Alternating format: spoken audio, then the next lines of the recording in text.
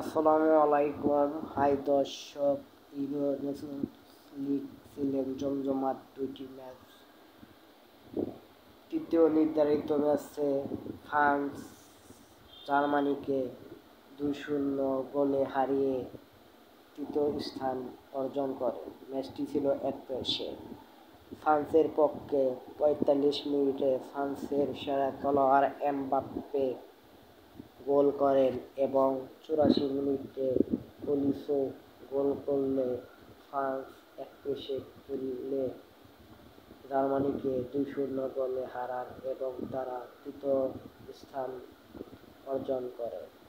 অপরদিকে Cristiano Ronaldo টাইব্রেকারে 5-3 গোলে হারিয়ে স্পেনকে চ্যাম্পিয়ন হন পর্তুগালের ক্রিস্টিয়ানো রোনালদো। এদিন ক্রিস্টিয়ানো রোনালদো তার বিলকি দেখা যেন পুরান বাতে চালায় বাদ বাড়ে। ক্রিস্টিয়ানো রোনালদো তিনি তার শিরোপা উৎসবে মেতে ওঠেন শেষ বয়সে। এ ম্যাচের ফলাফল ছিল পর্তুগাল 2-2 গোলে ড্র করে এবং অতিরিক্ত মিনিটে কোনো গোল না হলে পেনাল্টি শুট আউটে 5-3 গোলে হারান স্পেনকে। পর্তুগাল তারা 21 মিনিটে প্রথম গোল খান। স্পেনের পক্ষে গোল করেন জিভান্ডি এবং পর্তুগালকে ম্যাচে ফেরান 26 মিনিটে মেন্ডিস এবং আবার স্পেনকে 1-2 গোলে লিড দেন ওয়ানবার্ন এবং পর্তুগালকে সমতায় ফেরান ক্রিস্টিয়ানো রোনালদো, পর্তুগালের সুপারস্টার, যিনি তার বিলকি দেখালেন সেমিফাইনাল ও ফাইনালে।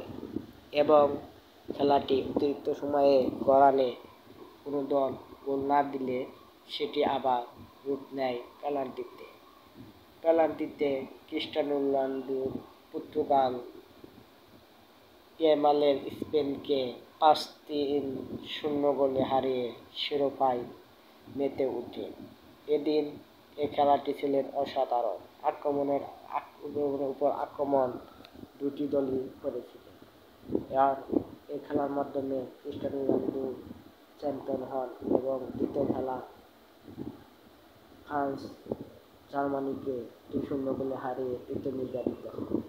ফলে পর্তুগালের চ্যাম্পিয়ন হন রোনালদো আর স্পেন ইয়ামালের রানার্স আপ হন এবং তৃতীয় নির্ধারিত হয় ফ্রান্স এমবাপ্পে আর চতুর্থ স্থান অর্থাৎ সেমিফাইনাল নিয়মে হন জার্মানি।